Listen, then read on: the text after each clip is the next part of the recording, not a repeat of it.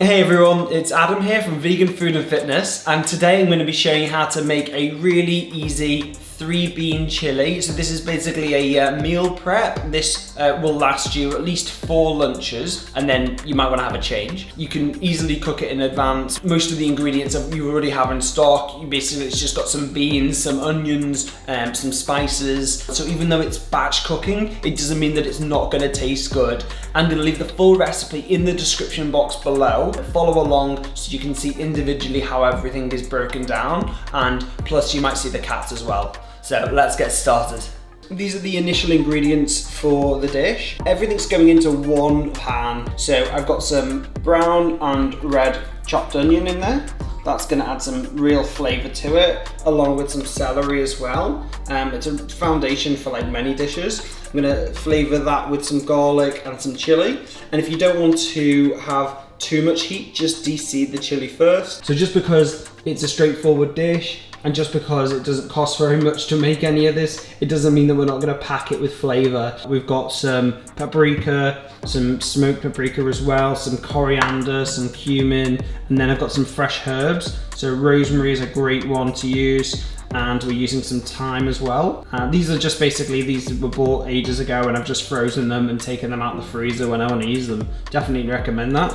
And then we've got a kind of tomatoey base going in there as well, which is perfect for any chili really. I've got some tomato puree, some actual chopped tomatoes, and at the end I'm gonna add some cherry tomatoes. These are kind of on the last leg, so I thought, yeah, why not use them? The bulk of the chili, the 3-bean chili, is exactly this. So these are black beans. We've got some red kidney beans as well, and these are black eye beans. These are all available all next to each other in most supermarkets. I think the black eye beans are really cool. Did anyone ever get any like cartoonies when they were younger?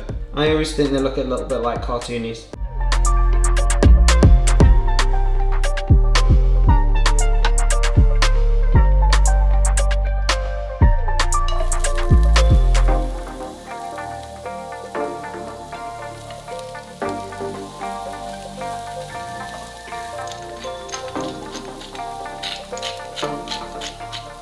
So if you don't want a super hot chili and you want to de-seed it really easily without sort of getting your fingers in there and getting it on your nails, and then you put it on your eyes later and, you know, or anywhere else, and who knows what happens. What I would advise is basically just hold it between your hands and just give it a rub like this.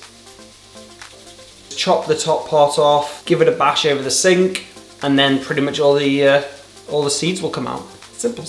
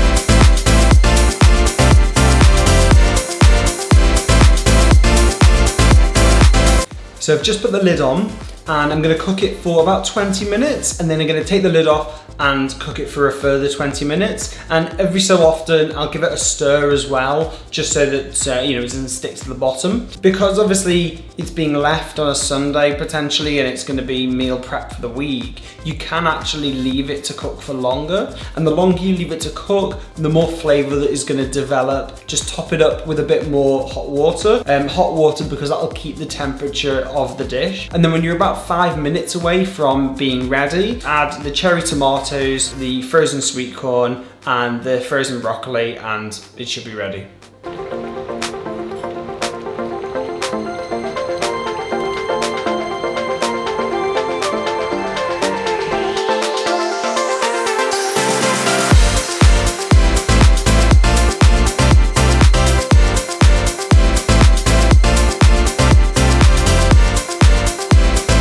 So earlier I made some quinoa, and the great thing about quinoa is it's really high in protein and it's got all 9 essential amino acids as well. So it's a complete protein. And what I'm gonna do is basically just add some lemon juice, some thyme, just to give it that bit of extra flavor, because it is on its own quite bland, even if you add some seasoning to it. So I'm just gonna add that now.